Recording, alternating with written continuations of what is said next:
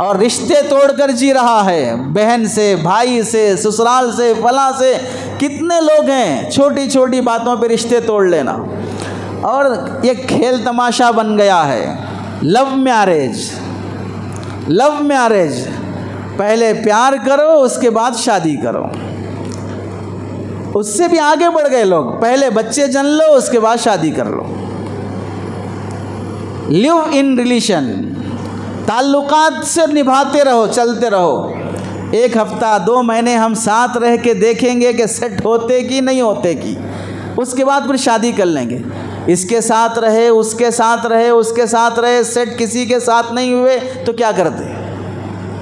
खोई हुई इज्जत कैसे वापस आती?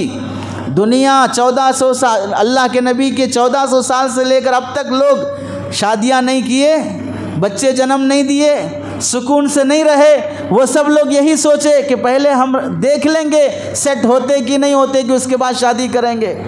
मोहब्बतों की शादी बाकी नहीं रहती। लव मैरिज में कभी मैरिज के बाद लव नहीं रहता, याद रख लो। लव मैरिज में मैरिज के बाद कभी लव नहीं रहता, वो मैरिज से पहले ही लव रहता है। मैरिज के बाद सिर्फ झगड़े ही झगड़े रहते हैं।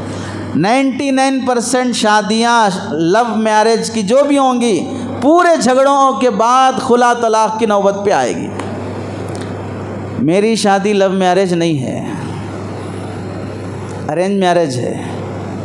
तो तजुर्बा नहीं बोल सकते, लेकिन ज़िंदगी में मुशाहदे इतने हुए हैं, वो एक तजुर्बे का दर्जा ले चुके हैं।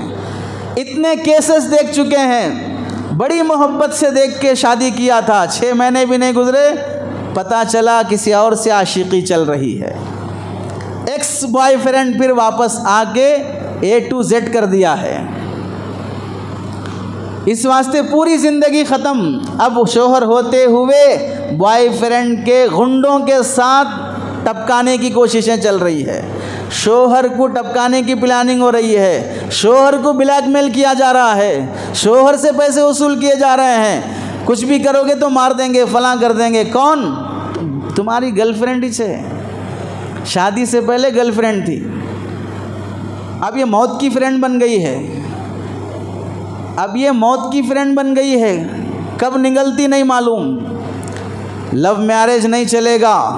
हमेशा शादी करो तो जान पहचान और ताल्लुकात में, रिश्तेदारी में, अपने मालूमात में करो।